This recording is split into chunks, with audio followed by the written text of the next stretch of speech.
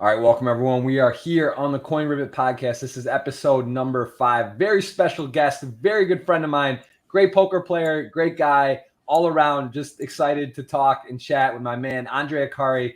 How are you, my friend? How's it going, brother? How's it going? I'm great. I'm a little bit sick, just a little bit, but I'm free of COVID. I did an exam, but I'm kind of fever, but I'm good. Well, I appreciate you coming on. I know you said you were feeling a little under the weather, but we got to catch up on a nice dinner recently a couple times in the last few weeks. So it's good that we've gotten to catch up. But it's always fun to talk, always fun to chat about current events. I know you're a busy guy with the crypto space, the NFTs. You're a esports thing, so there's a lot we could talk about, a lot of different directions. But let's dive into Furia, because I know this is something you're very passionate about. You're spending a lot of time on. You're working hard. Give me a little bit of the latest on Furia and sort of like the development lab stuff you're going as well. Like give me that current events, what you're doing. Yeah, like actually Furia turned my life like upside down. Like it was in the last 5 years. We start Furia in Brazil with just 6 people, with just one Counterstrike team. Right now we have 215 people, so it's a huge operation. We have two CEOs. I'm one of them. One of those, and Jaime is the other one. I live here in the United States. He lives in Brazil. Basically, Furia is like 11 teams, 75 streamers, a lot of things around product and license and lifestyle and things like this. We already leader in Latin America as an esports organization, and we are like targeting United States right now. So we want to do the best we can here in the United States. We are hiring American people that are engaged in esports and mind sports, poker and everything else. So we are crushing, man. I'm so happy about that. And basically in Furia, we had three big areas, like one was performance, where all the teams are, 11 teams. Then the second one is content, where we have the biggest streamer network in the world. And then the third one was lifestyle, about products and everything else. And now we are developing the technology beauty. And 90% of that is connected with blockchain, NFT projects, and the things that excite me a lot, like in the last 5 years. And tell me, so, those that know you from poker in particular, I mean, you definitely are on the business side, and Furia's taking, I know, a big part of your time at the moment. Like, where are you in terms of poker? Because, I mean, look at this guy. Look at the hood. Look at this bracelet winner, the Brazilian crusher. This is what people know you from mainly. Where would like a bad beat face, right? I was took like a two outs on the river. That looks like too much pound de queijo and caixinhas. You're a little bloated. a little bloated right there. But yeah, tell me, like, the poker, how much poker are you playing these days, and where does poker fit into your time pie chart right now? Because look at these results, man. You really are a grinder since 2006. Thanks a lot, man. Place, first ever, final table, first ever hand mob, just like everyone I ever talked to. It just seems like they final table their first ever tournament, which is crazy. But looking back then and now, how much time are you spending on poker versus when you first started? Actually, poker is a big part of my life.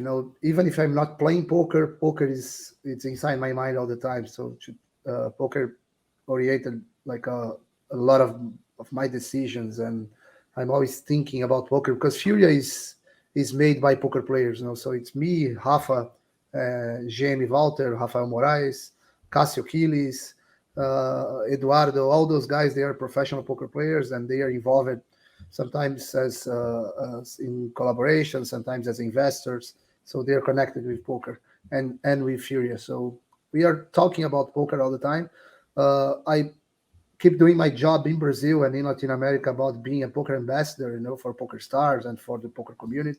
I try, like in a big way, to connect poker and esports and poker and Furia.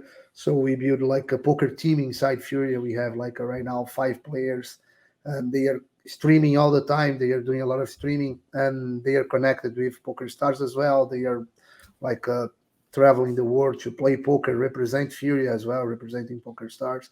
So I'm always connected. I'm always doing the best as I can for poker in Brazil and in Latin America. I'm not playing too much because I live here in Boca Raton, so it's hard to play sites like Hard Rock here that sometimes they have like some big events, some huge events. But I'm gonna be playing more in the next 3 months because Monte Carlo is coming, the EPT is coming, the World Series is coming, and I cannot keep World Series. You know, I love to be there. I love to be in Vegas, and I'm gonna be there for the entire series. But I'm not playing anymore in daily basis. You know, like I'm more involved in Furia. It's about EV, you know, and when I connect EV to all of that, like it shows me that I should spend more hours in Furia and play more big tournaments as almost as a hobby, you know. And I cannot consider myself as a professional poker player anymore because we know what professional poker player means, you know, like how grinder you have to be, how many hours you have to spend every day studying and playing. And if I call myself professional poker player, I'm kind of put some negative aspects to the professionals, you know. So I don't want to do that. Yeah, listen, I'm with you. I'm a content creator now. It's less pressure. You know, you get to Exactly, click around, do whatever, have fun. I'm more of a hobby. I agree with you because it is tough these days to be a professional and full blown. There's a lot of work going into that, and you know, people have gotten a lot better, no doubt, in poker. What would you say are some of the lessons and learnings from poker that kind of helped with your business development and esports to kind of segue into here? Because, you know, like there's so many things you could go in a lot of different directions, and we've talked about a lot, but what do you think is the most beneficial thing you've gotten from poker that you've applied to business? And let's just say Furia with esports. Yeah, we implement a kind of perception in Brazil as a esports organization that we are the only organization that we're not selling the speech that we want to win tournaments. So we don't want to win tournaments. We don't want to win the major of CS:GO. We don't want to win the League of Legends league in Brazil. We want to take better decisions all the time. So taking better decisions is something that you're gonna have to take like 1,000 decisions in a game, and then you have to focus in what's between all those options that you have, what's the optimal decision. This is 100% poker, you know. When we are playing poker like 20 tables in the same time or 15 tables at the same time, we are not looking to how many players left. We want to win that. We want to win that. We just want to take the best decisions with all the information that we have. And in the long run, taking more optimal decisions is going to bring you money, trophies, and everything else. So we implement this kind of concept in Furia, and we are collecting a lot. You know, we are winning everything because that kind of mindset brings you everything that you want. So that's not the kind of normal people concept. You know, like they want to win, they want to scream, they want to be there to win no matter how they can rate every decision that they are taking. So this is the kind of major concept of poker. And when any athlete of Furia they are talking to me or to Rafa or to Cassio or to Jaime, we are always sending the same message about no matter if you win, no matter if you lose, let's study a lot. Let's like invest a lot of time studying to find the optimal decision. If we go to the bomb site B or if you go to the bomb site A, what's the best decisions? If there is a God on this game, what he would say? He would say that the optimal decisions is that, so we have to find that all the time. And they are addicted to do that right now, and we are crushing. We are winning everything. So in all the games that we are involved in, we are really crushing. So we are super happy about it. And give me a bit of a understanding on esports and where the development and trajectory is, because similar to NFTs, crypto, right? These is sort of a new emerging market industry. It's a little bit unpredictable. It's a little bit hard to tell. You know, do you believe, how strongly would you say that esports teams will be comparable to live clubs like a Manchester United, Dallas Cowboys, you know, Santos or Flamengo in Brazil? Like where how fast, because it seems like it can scale much more quickly. Like these clubs and these things have sort of made their presence. They've been there. You know, it still grows, but slowly. Whereas esports seems to go like this, kind of like NFT, just like that. What do you see the trajectory, and how can you maybe put in comparison how fast they're growing and where you think it could go? I believe we're going to compare esports clubs, esports organizations with the regular sports teams for the next, I don't know, 4 or 5 years, because after that we we will not be able to compare anymore. Esports organizations, they're going to be much bigger. They're going to bring much more impact for everything that they are doing compared with the regular sports are doing. And the main idea about why I'm thinking like this is because the community that's connected with the esports, they are the new generation, and the new generation, they don't accept the old model of how you're going to be a owner of a team, who is going to be who is going to take the benefits about being the owner. So it's all goes to the difference between centralized operations and decentralized operations. So I right now I am one of the owners of Cup Furia, but I'm pretty sure that I don't gonna be in the future. So we are taking Furia to be uh, uh, to be part of the community in a medium term, like in a middle term. I don't know if it's going to be 4 years or 5 years, but if I could bet, I would bet that we don't want to make like I don't know if we're going to make IPOs or something like that, but we're going to do something that is going to be the community should be the owner of Furia. So when you think the concept like this, you're gonna see that they're gonna react about Furia in a much more stronger way. Like they are watching more games, they are delivering more passion, they're gonna buy more products, they're gonna consume more about Furia uh, in a format that you cannot compare with how I, for example, consume Corinthians. That's a soccer club, soccer team in Brazil, or I consume anything around Miami Heat. So I buy the season tickets of Miami Heat. I buy some sweatshirts or t-shirts or caps. Yeah. But I'm not consider myself part of Miami team. I'm not the owner. There is an owner that, and I think that this era is ending. Like the era about who has the money, who has the power is the biggest beneficiary about everything that's happening with that community. So it's gonna change, and it's gonna the channel that's gonna make it change, in my opinion, is gonna be gaming and esports. That's my official opinion about that. Very cool. Makes a lot of sense. And tell me about NFTs. I know we were around the time where it started to really emerge. We are doing some sports card stuff. We're doing some NFT stuff, sort of getting familiar around the same time where we dove in. What are your thoughts on that? Is this inevitable? How fast it's moving? What's going on? And do you think we've seen the top, or do you think it's going to kind of, it dipped a bit? Do you think it's going to come back in a bigger way? What are you most bullish on with NFTs and in terms of projects? The space. Yeah. Tell me a little about your involvement with that.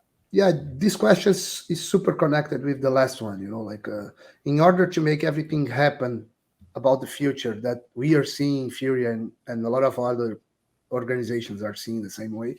Yeah. We needed technology. Without the technology, nobody would be able to be part of something, to know that you are you and your token is your token. It's transparency, and it's forever. It's registered in a system, in a software that nobody can change, nobody can hack. So blockchain brought everything to us, brought the technology that we need in order to do that. NFTs are not NFTs, they are tokens. They are part of blocks that you cannot change. It's transparent, and you're going to be using that to be part of a community. So right now, the NFT world is exploding, and actually, it's going up and down because a lot of people create some kind of shitty projects, and some, like, I don't know, 5% of those projects are amazing, but 95 it's completely terrible. Yeah. And it is what should be like this, because the technology is so amazing. Everybody wants to be involved. Everybody wants to take advantage of that. So it should be like this, but it's going to be inevitable. Like everybody's going to be, all the esports organization, they're going to have not just one NFT project. They're going to have, like, I don't know, 5-10 different kind of platforms and NFTs and tokens and decentralized companies. They're going to be around all this ecosystem. And we are studying. Furia probably is one of the last esports organizations that are connecting with NFTs or something like that, because we as a person, we were super connected 5 years ago in Bitcoin and Ethereum and everything else around crypto. So all the proposals that we got, we denied. Like I said, man, this is not going to work. This is not going to work. And then we are studying a lot about the good proposals that we have. And besides that, we are building a blockchain lab that is going to be working around one big project that is going to be launching in, I don't know, 60 days, 65 days. It's going to be great. But it's going to be just one of those because we're going to be connected with a lot of kind of NFT league project, like a Counterstrike NFT leagues project and League of Legends and Valorant. So probably they're going to do all their projects and we're going to be involved as well. So it's going to be forever, man. So it's not going to change. So very, very cool. And yeah, tell me a bit about lab stuff and what in that you mentioned a bit on this. What are sort of you passionate about and working on in this space within that? I know you kind of alluded to it without giving like all the specifics. Give me a little bit of an overview on what that is. Yeah, and then in the end of 2019 and like the beginning of 2020, me and Castro, especially one of the partners of Furia, we became super involved in NFTs. Like we bought Bored Apes, Punks, all the projects. Like I spent, I don't know, more than $1.5 million buying projects and selling projects. So, and then I lost a lot of money in a lot of projects. I won a lot of money in some other projects, and it brought us a great experience about what NFT and communities are, how they could help each other, how communities could use technology as a middleman and not as a ending of everything. So, and then we start to be connected with some amazing projects like Bored Ape that we are part of the community. We are involved in everything that they are doing, and when we saw everything happening in 2020,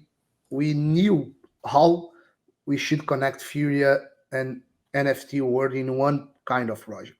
We saw that project coming, and then if we want to invest inside Furia to create that project would be so expensive, and then we decided to call in some other investors, building a blockchain project on side of Furia. Furia is partner of that, and then we did like 3-4 months ago, and we got so many great people around us. Like the CTO is incredible, and the creative guys are incredible as well. And we are building that, and it's going to be ready like in 40 days, and then we're going to have some tests, and probably in 65 days we're going to launch the first project of this blockchain lab. So we are super excited. We are betting that's going to crush. It's going to be amazing, but it's going to be for the people. It's going to be an open source project. It's not going to be for us, but the first company that's going to be involved is going to be Furia. But for sure, somebody's going to see the code, and they're going to be doing something more around this technology, and we're going to be super happy about it. We're not worried about that. We want to deliver. Yeah, that's really that's fun. It's amazing. And I got to know how you scaled so quickly. I know that the size you said of Furia, like your background playing poker, what skill set, or did you have just the right team in place, or were you just learning as you go? Because I mean, you're a primary or CEO, co-owner of this major organization now, hundreds of employees, doing big brands. You got deals with Nike, really doing some big things. Like where did you go from like grinding poker to being now businessman Akkari? Where did this transition happen, or is it still just kind of a learning process? That's a lot of people, 200 people. That's a lot. You must have a lot of good people in your network. Yeah, from my side was kind of I collaborated with the strategy part of that. I did what I did in poker. So what I did in poker was trying to not just focus on my career, but focusing and be an entrepreneur as well in Brazil. So I create some companies. I was taking most of the benefits from my career, but connecting dots in poker in Brazil. So that's exactly the same thing that we did in Furia.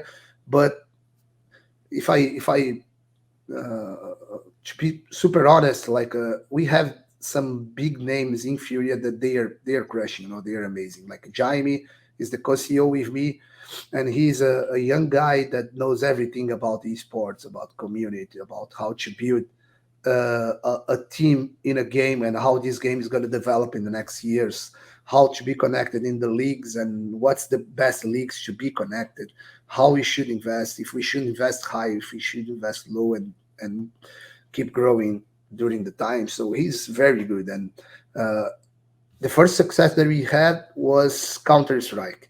And then from Counterstrike, you can compare with like my career in poker, and then I start to again decentralize that. So if we bring like League of Legends, and if we bring Valorant and Free Fire and some other games, we don't depend anymore. We're not going to be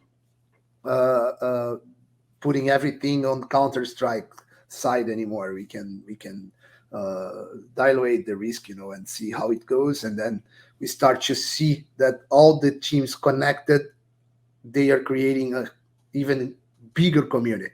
And then we can put some lifestyle on that, around the streamers, around the content. And then we close a huge deal with Twitch, what was amazing for us because we brought like 75 streamers inside to the company. And then everything exploded. So I'm still part of that, but Jaime is one of the best that we have there, and was the more responsible for the success that we had. What's more exciting, seeing your team in Furia like win a major event, or a comparable, if you could take the value, right? Like, you've had some big scores in poker. You won a World Series bracelet. I think you were one of the first or second. Were you the first ever or the second in Brazil? Bracelet. Oh, the second one. Alexandre Gomes was the first one. Yeah. Gomez, yes. Okay. So one of the early big ones. I mean, here we look at a 25K score in this. I thought this was the main event in Monte Carlo. I think I was there. Or no, that was Monte Carlo. You had one in Barcelona as well. Yeah, the Barcelona, good big score. So like, something like that. How does that compare watching others in the team, but you're in charge or sort of the run? What's more exciting? You personally being at a table playing for $1 million, or watching your esports team doing that success? What's more fun? Jeff, I came from a very poor part of Brazil, so I came like be a guy that was zero money. I was in super financial problems when I was getting married, like 25 years ago. And then I start to crush in financial way, in performance way. I start to win tournaments and everything. And then after, I don't know, 14 years playing poker, I was looking back and said, man, it's done already. I don't need any more money. I don't need any more achievement in a personal way. But there is so many bigger things that I can think about, so many lives that we can impact, that I was in the same situation that I was before, that it's much more pleasure to be impacting other people's lives than my life or my family, because my family and my life, of course we are greedy, all the time, like we always want more, but I'm all the time studying how I think about myself and my family. And as much as I think, I realize that we have too much, so we don't need any more of that. So we can now, I'm 47 years old, so I gotta be working a lot for the next, 20 years. So if I'm gonna do that, man, I keep thinking, you're such a kid at heart, and I feel like it's the start of poker. Yeah. So like I gotta be working for somebody else. I wanna impact as much people as I can, not just in Brazil, but here in the US or any part of the world that I can. Of course, I want to have a car. I want to be in a hotel room, a nice hotel room. But like I like money, but I don't love money. It's not that I don't love that much. So as much as we can impact people and we can bring more people to be having a normal life as I'm having right now, and some of the Furia people are having.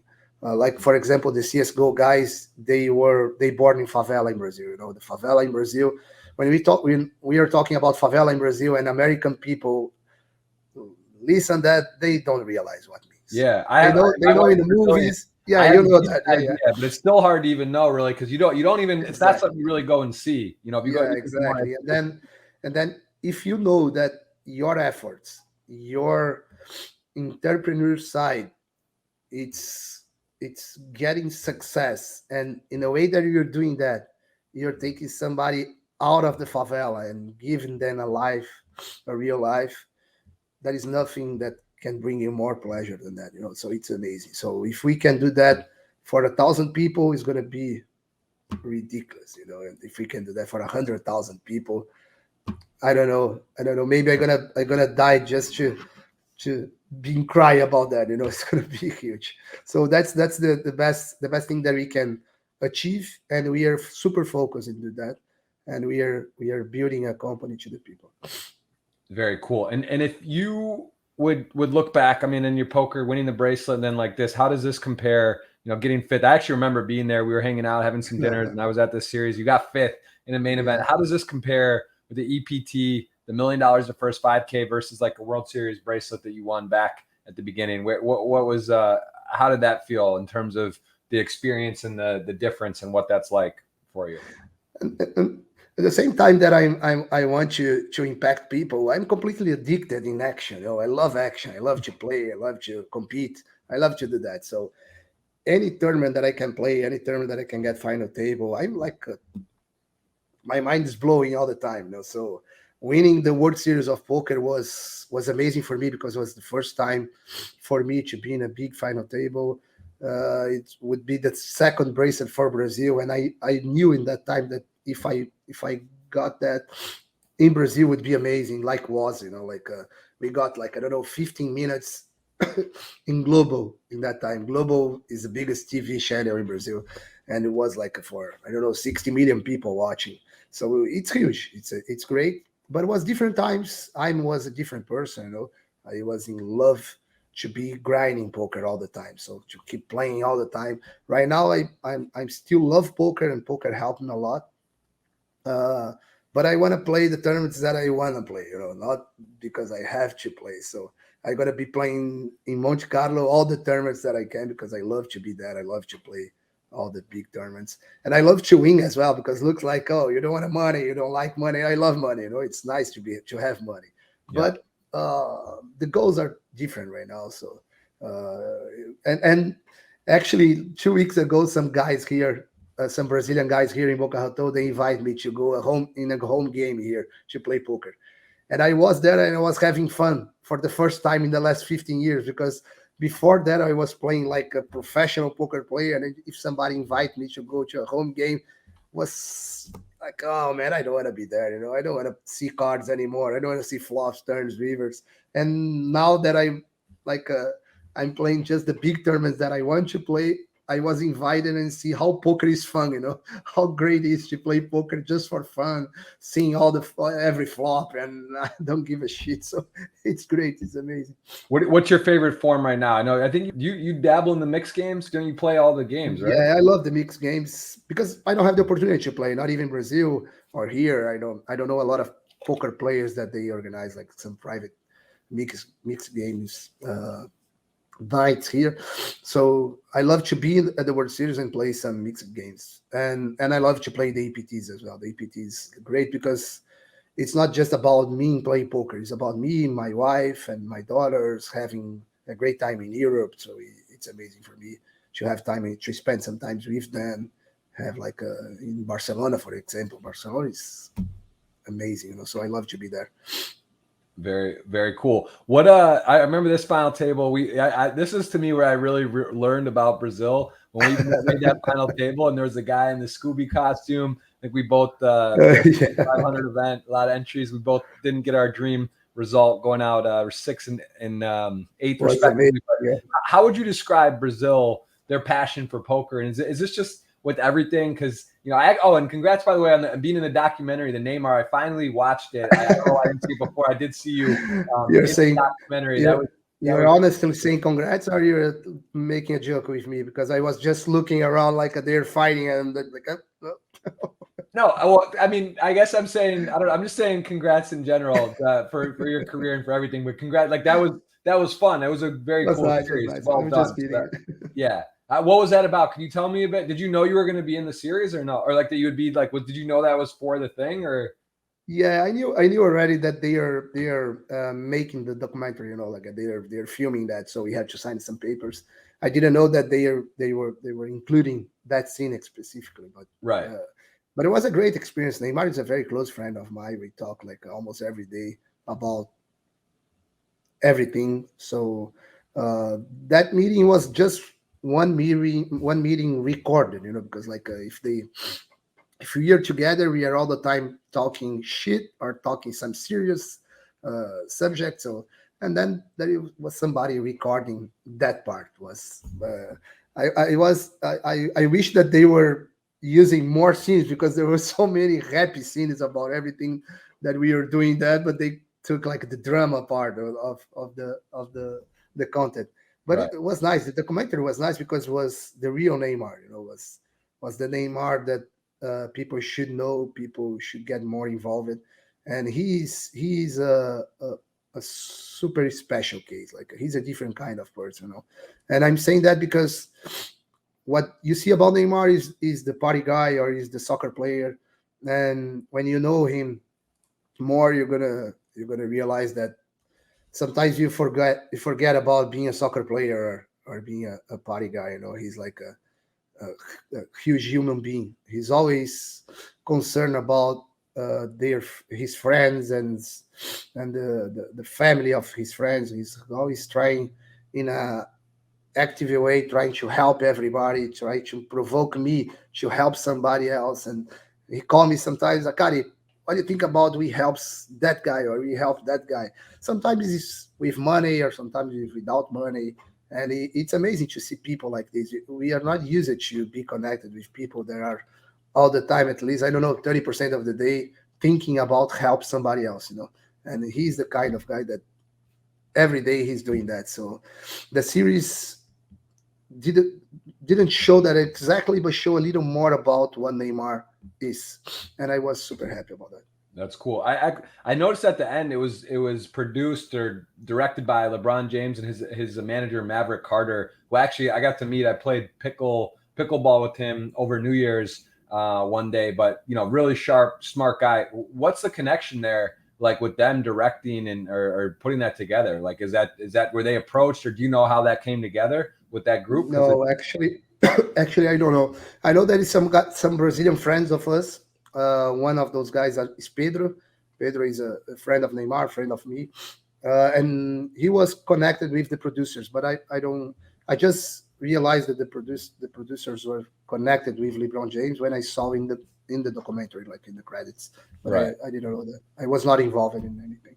Yeah, very interesting, very interesting. And what about you? Do you think the poker space, esports space, there was a chess Queen's Gambit. Maybe you saw it. I think we talked Yeah. about it. Well done. Brought a lot of attention to chess. Kind of during the pandemic, chess became more popular in general. I think that was a catalyst as well that helped that. Do you think for poker or esports, like what about let's just take these guys that are a part of Furia, right? Like, if to me, it would seem very interesting to see sort of a documentary type lifestyle of esports team, because it's fascinating. It's like very different. It's new, and I don't think a lot of people really understand how it works and what goes into it. Have you thought about that? Do you think that would be something that would do well? I agree. I agree 100%.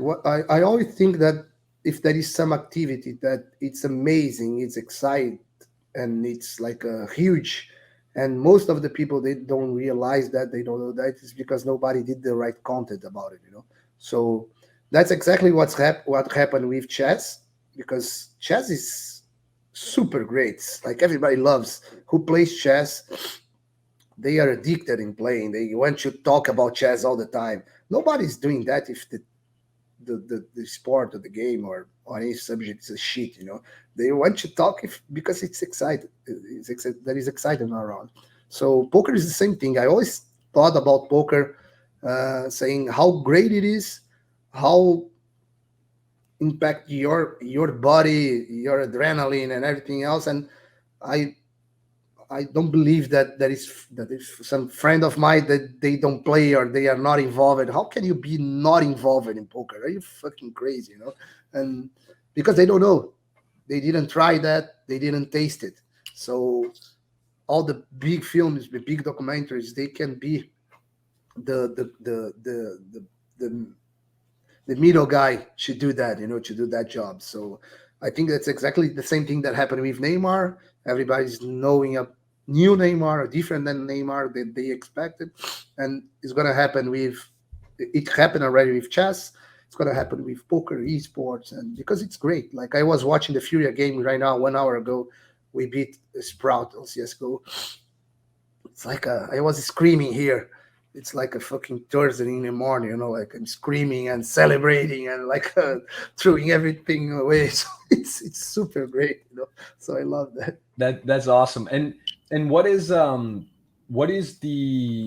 most common way? Is that people watch on Twitch? Like, where is it? Is this something you believe will be on TV, YouTube TV, and these different things where like or regular cable sort of going away to these slings and different types of services online? But is it going to be on Twitch, or will it be? Or is this something that will be pay-per-view type stuff in the future? Do you think esports going that direction for television and such?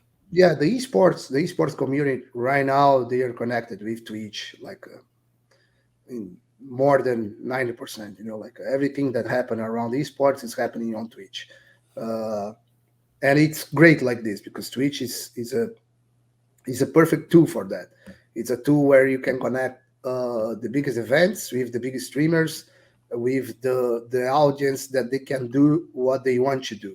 They want to support the streamers. They want to having ads in the way that they want, not in the way that's forced them to have it. So the platform is working perfectly, and it's already happening in some other platforms like Facebook, YouTube. They are having a lot of esports content, not in the same way that Twitch has.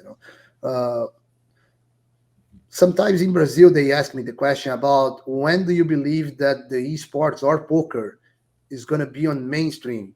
It's going to be on the like a Global or ABC or NBC or the big channels here in the United States. Yeah. My answer is like, guys, we don't want to be there. It's like we don't need to be there.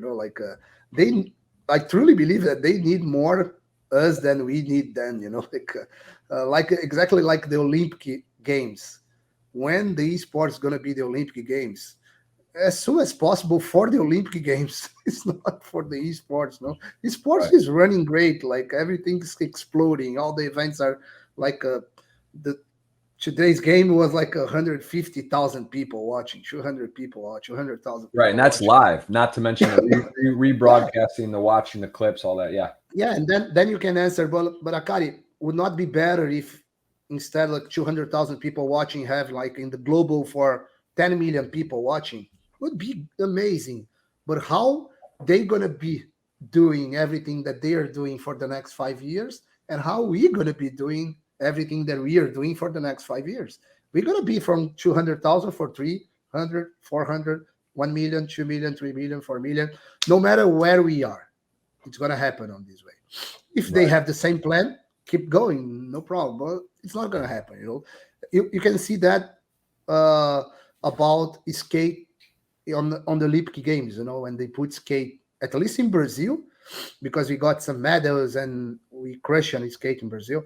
Was like the skateboard scene was like incredible. Everything was happening about everybody was talking about skate and the Olympic Games and supporting the Olympic Games. So it was amazing for the skateboard community, but it was even more amazing for the Olympic Games. That's what I believe. Makes perfect sense. And give me an idea to calibrate skill and luck with esports. Let's say poker, 80 skill, 20 luck. This seems to be a common sort of number thrown around. I mean, you could argue that however you want, but what do you say with esports? When you match up, like you said, there was a big game match tournament today. Your team versus another team. You start weighing stats and whatever you do to prepare. How much gamble is there? Like give me the example. Just take today. Were you expected to win? Did you win? And how does that work? Because I know it's pretty big gaming, right? Or gambling. People do gamble on these things in the black markets, and it's very popular. But how much skill and luck is there? Can you give us an idea on how that works? Yeah, I can talk generally about that. I cannot give numbers. I'm not able to do that. I don't believe that I have the skill to put numbers on that. what I believe is luck is about volume. As less volume you have, luck shows up. As more volume, lucks disappear. In esports is heavily the gap is more open than the poker. Like in poker, if we play like a tournament with a amateur player, just one tournament, we have a good chance to lose that tournament. But like on esports, if play me and you against two Furia players, it's almost zero chance. Depends how many rounds you're gonna play. If we play one round, maybe you're gonna hit their heads, and then we find a way to just run and get lucky. Yeah, but then when 0%, but then when the skill players are matching each other, you're gonna have the same kind of perception that I have in poker. Like I believe that's gonna be the same kind of volume, time, skill. They are all connected in a way that I cannot put numbers. But like for example, this game today, we were super favorites to win the game, but we were before in the sports betting websites. The odds were more favored in some games. I don't know, 1 month ago when we lost that, and it happens. It happens more than the number shows. Like for a normal human being, if you've seen that, that's exactly what I believe that people see in poker. They're gonna see like, oh, I don't want to play against Jeff Gross because I'm gonna lose all the time. No, it's not real. You're gonna win sometimes, but then you don't. Maybe. You don't even give a shot. You don't even. Yeah. You're afraid about that, and you don't face. How many players we seen? That's the reason that sometimes people ask me about the World Series bracelet, and I'm super proud about my World Series bracelet. But I know. And somebody that has the World Series bracelet has to say it, because just who won that can say that in a way that protected the professional scenario about poker. Like winning a bracelet is amazing, but don't mean that you are a great poker player. Don't mean that you're super strong technical poker player, because there is so many players in Brazil much better than me that probably they don't want to win a World Series bracelet for the rest of their career, and it doesn't mean that they are not amazing players, great players. Because that day, I was running good, playing good, taking best decisions, and the luck was not showing up for the other guys, and I won that. Doesn't mean that I don't play good. I play good, but like for example, Rafa or João Simão or all those Brazilian poker nerds, they are better poker player than me, and they didn't win. They didn't win the bracelet so far. Yeah. But I hope that they win, because it's nice to win.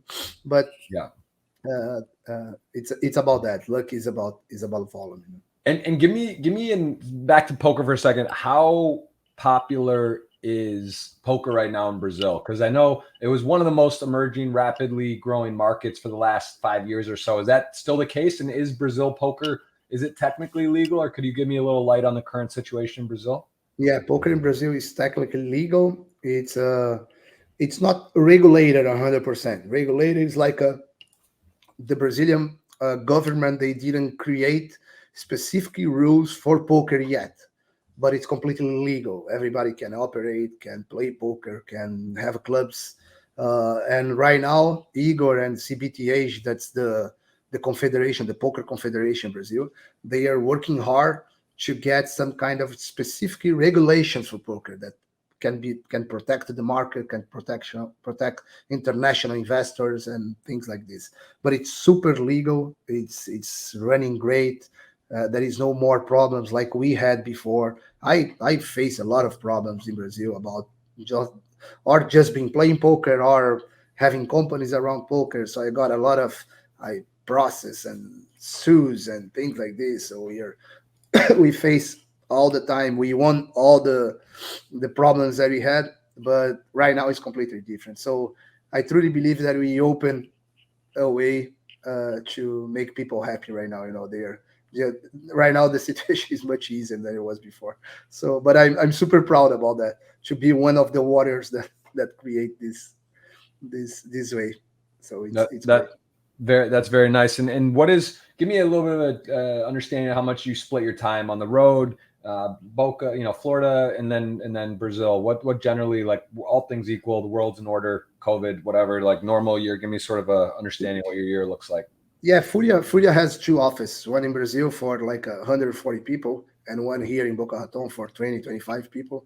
I'm the responsible for the Boca Raton operation, and Jaime is the responsible for the Brazilian operation. Okay. We are taking care for everything, like about everything, but most of the time I'm spending here in the United States, and he is in Brazil, and I'm mixing that with the poker tournaments like Vegas, Europe, Hard Rock.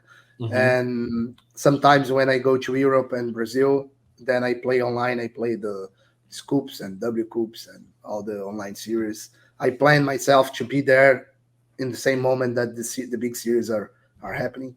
And most of the time I'm going to the office. I bought a house here in Boca Raton, which I'm super happy to have my family here.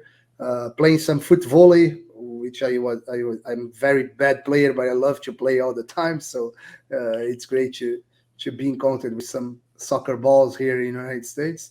And that's my life right now. So keep traveling, keep working for Furia, celebrating with all the games and all the victories that Furia is having, and impacting more people. So that's the mission.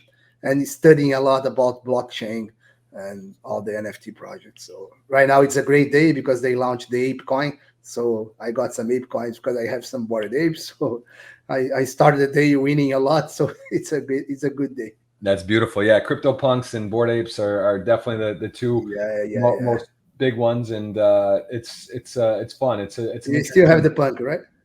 Yeah. Well, I told you I'm in a fund. I don't.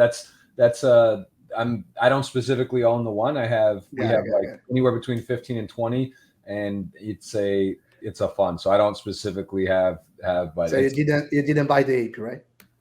I don't. No. I don't have no apes, man. I got ape envy. That's if you got my advice, like in the last dinner, you would almost free roll your ape today. Akkari, if I listen to you all the time, I'd probably have a couple billion by now, because you probably would be broke. I'd be ahead of schedule. Listen, I'm 35, you're 47. 35 over here. I got some time, Akkari. I'm following in your. I got my eye on you. I'm taking notes on what the blueprint is, so I'm aware. I'm very alert.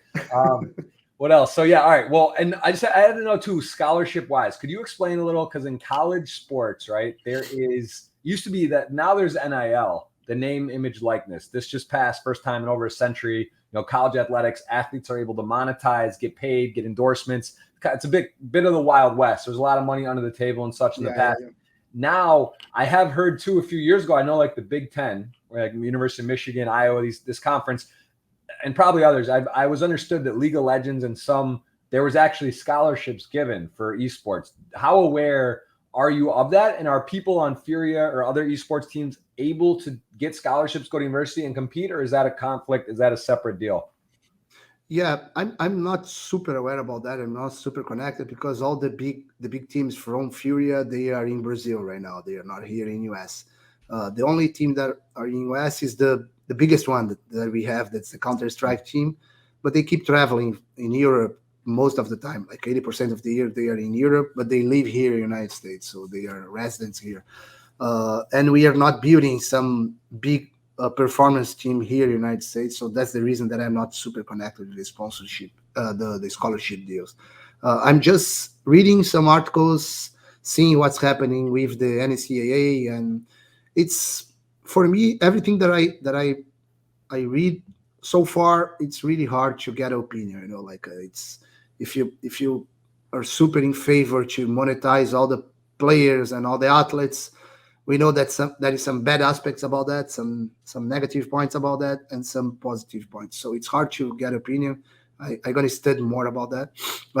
And in between the difference about the regular sports and the esports, for the scholarships, it's gonna get there. The esports is gonna get there. Like they have to, all the Big Ten, all the universities here in the United States, they're gonna be open. They are open already, but they're gonna be more open to get all the athletes on esports, because it's the future. It's nobody can discuss about that. It's the future. It's where all the new generations are.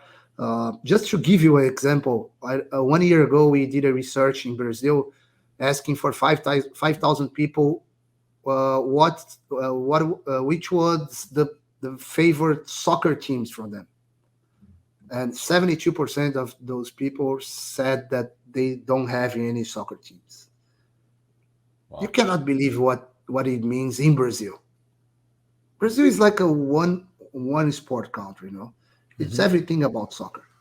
And 72% of the people saying that they don't have a soccer team, they are rooting for Furia, or they are rooting for Loud, or Team Liquid, or Pain Gaming, or INTZ. It's huge. So again, it's almost the same area as the big TV channels and the Olympic Games is the universities here in the United States. They have to be connected. They have to embrace those guys. They have to bring them on board, because they're going to be the super idols, the super mainstream guys in the future, in 5 years, 10 years from now. And if I one of the boss in Penn State, University of Miami, I want to have the next LeBron James of esports coming from my university. Would be nice to bring more people to make my community happy, to be more engaged in esports, and the logical part of that, and the smart part, the technical part, the strategical part of the human being. So it represents a lot. That's my opinion. It's it makes a ton of sense. Well, listen, I gotta kind of, to close out here, I want to ask you, I love to ask guests on Coin Rivet about the price predictions for Bitcoin and Ethereum. Let's just take with those two. I mean, we could go down the totem pole a bit more with you, because I know you're pretty aware on crypto and stuff. But right now we see Bitcoin around 40K, a little bit of a rebound from where it's been in the last couple of weeks, been a little volatile. Ethereum at 2,800. Give me your end of the year, 2022. So call January 1, 2023. What is your price prediction for Bitcoin and Ethereum?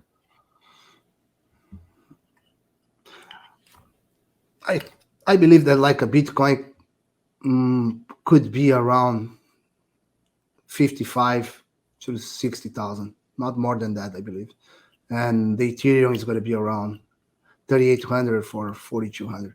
That's what I believe. I'm super optimistic about crypto, but I don't consider like a success around the price. It's not about the price. It's about how engaged we are, how many doors we are open, how many blockers we are putting down. Like the Europe last week, how many fights we can win until we get the blue sky in the future. So it's not about speed; it's about concept. So even if it goes for 25 or 30K, I don't give a fuck. It's not a problem for me. The problem is like regulations, people's mind, how they can understand about blockchain and the benefits around that, how they can fight to be. I don't know if you are aware about that, but like more and more people, they don't want to work in a sad way. They don't want to work in something that they don't like. They want to be connected with something that they love, And it was always the great speech, but now it's becoming real true. It's hard to find someone to work in a CVS store, on a Walgreens store, because they have options, and the options are going to be bigger, and there is more options when the decentralized lands, the decentralized operation lands. So it's going to be even more excitement around that. So if people understand what's happening, we're going to have a better world, a more happy world. So it's going to be nice. And I should have snuck this question in before, because this is more fun, price predicting and whatnot. I got to ask you, PSG, man, what happened there? 2 goals, looking like they're cruising. This guy named Karim Benzema, who I remember playing FIFA back in my day, was the guy. Like, I remember playing with this guy 10 years ago, 15 years ago or something. And like, this guy just came out of nowhere, scores a hat trick. It has to be one of the most incredible individual performances in the history of soccer in that sense, to take down Neymar, Mbappe, Messi, just an absolutely loaded up team. And being up 2 goals, it looked like a wrap. Give me your thoughts on this, because I know this is painful, and you're a diehard Neymar PSG, just, in general, support for Neymar. And they lost in the Champions League 1-0 just what, a year 2 years ago, a year ago. Yeah. So they were they lost the finals 1-0. They almost was a sad day for all of us, for all the friends of Neymar, and for Neymar, especially for Neymar. I believe when PSG they hire Neymar and Messi, and they keep Mbappe, they knew what they want.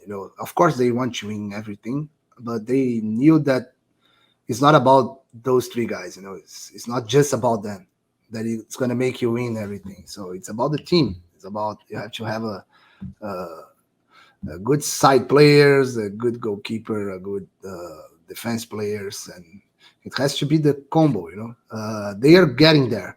They are getting better and better, but it takes time. It's an investment. It's not something that, of course, when you bring Neymar, Messi, and keep Mbappe, it looks like it's a short-term thing, but it's not a short-term thing. It's a team. If it was tennis, then you hire Nadal and you're gonna win everything. But it's not. Soccer is different, so it's about timing, investment, waiting for that, and during the time that you were getting there, collecting as much as you can, because that's what they are doing. It's a supermarket thing.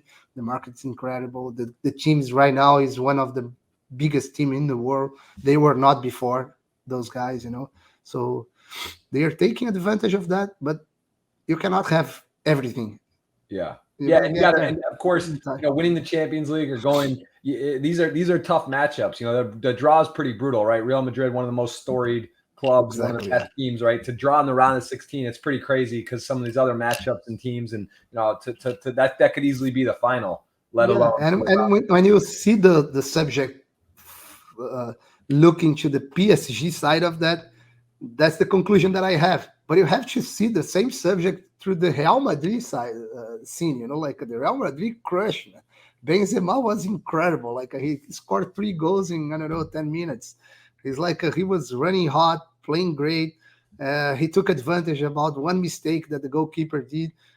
So they did great.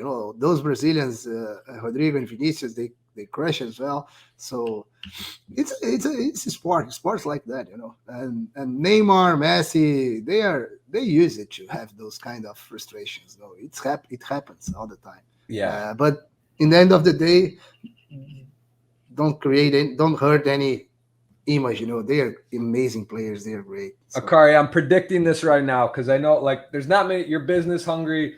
Poker, esports, all this stuff. Like I grew up, I played, soccer. I'm American. Give me a break. I played through college. I'm not saying I'm a. You play good, man.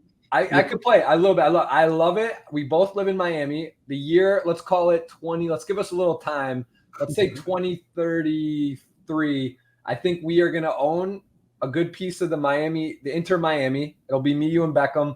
Neymar will probably be like a player coach. He might come in. I think Neymar is going to finish his career in Inter Miami. I'm just saying. I have no idea. If I don't want you to hold your smile if you know it's planned. I have no idea. I'm just guessing. That's my guess. That Neymar will play for Inter Miami. I hope that we're on. Maybe I don't have it.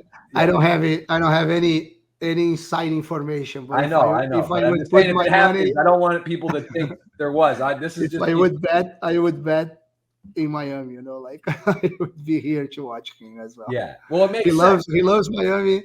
Miami loves him. David loves him, so love Messi as well. So, and we have a lot of friends here in Miami, so that's a good shot. That's what I believe. Because in that scenario, though, let's just say he ends his career in however many years, or his main. I don't want to say MLS. MLS is obviously a step down from the big divisions, right? The big 4, let's call it. And that's, we see that historically there are some major names sort of finishing out their careers in the MLS. Is that, they get to choose essentially where they go at that point. Their contracts are over. They can kind of cherry pick which team they go to, right? Is that how it works? Yeah, he's planning to have some kind of last years playing in 2 options. One is Brazil, because he loves Brazil, and being Brazil, he loves Flamengo, he loves Santos, and all those big teams. and it could be an option because in Brazil he would get the love of the people and the supporters of, for example, Flamengo would be amazing. Flamengo is huge; it's the biggest number of supporters in Brazil. But he's gonna consider what I believe he's gonna talk with his family about what's a better place for the kids and the family in general, and how he can get more advantage for the whole ecosystem. And the United States, for sure, is one of the great options. And you cannot choose some place that the league is too high, because you are getting old. Not now, but like in the future. So if you're getting old, you cannot play like the league in Spain or Portugal because it's really difficult. So it has to be some minor league, but in a way that there is competition, that you get excitement about it. So MLS brings all this stuff, all the things that he needs. So I believe that's going to be great. And if he goes to Brazil, it would be amazing as well. It's going to be an explosion in Brazil. Would be great. So for sure. Anyway, we're gonna make a foot volley game. Me and Neymar, you and David Beckham, and then we're gonna bet for the people. We can bet. We can make a bet. We're gonna bet for them. I like our side, but that's tough because I know you're training hard and you do practice. You play more than me, and I'm impressed by your footsie volley skills. So we'll get that on the roadmap. But cheers. If we play like me and Neymar and you and David Beckham, I'm gonna sit in the center. I'm gonna keep just watching. Neymar is gonna crush you guys. Okay. I had the opportunity. I know when you were I got to juggle a little bit with him before, and I think I can hold my own in that. You did good, man. We can play a little bit, man. Just I know USA gets no respect in soccer. Pulsic's he's doing well. It's changing. It's changing a little bit. So, all right. Well, cheers. Hopefully we roll over to the World Cup coming up, man. Thank you so much for the time. I appreciate it as always. This is a very big treat. Thank you for coming on. Learned a lot, and we got your predictions. Thanks a lot, Jack. Yeah. Thanks a lot. Sorry for my English. My English is terrible. I'm getting better year after year. Thank you very much, and count on me all the time. I will. And last question, your boy Papo, man, for Poker Stars, Papo MC. This guy, he loves poker. He wins the Eureka or whatever, the 3,000 person event. He final tables the November 9 or the World Series main event. What's going on, man? Who's teaching this guy? What is he doing?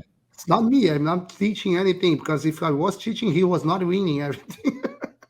So he's crashing. It's crazy. He's a very nice guy. He's super nice. I like him a lot. And also, I mean, that's got to be great for poker in Latin America, right? Like this guy's got a big following, and he's showing that you can do it from. And he's huge in Argentina. He's one of the biggest names in Argentina. So playing poker, winning, and be ambassador for poker, it's incredible for Latin America. Yeah, great signing for Poker Stars. So cheers, man. I appreciate you again. Thank you. I'll see you soon. We'll go to some games. We'll own Inter Miami soon enough, and I'll see you down here. All right. Thank you very much, man. Thank you. Cheers. All right, guys. That's Andre Akkari. Give him a follow. I didn't even put it up, but here's his socials on Instagram, on Twitter. The guy's everywhere. He's doing things. He's making moves. He's esports. He's this. He's that. I mean, he really does it all. So, give him a follow. Check him out. We'll see you guys soon. Thank you so much. This is number 5 episode of Coin Rivet. More to come next week. Thank you very much.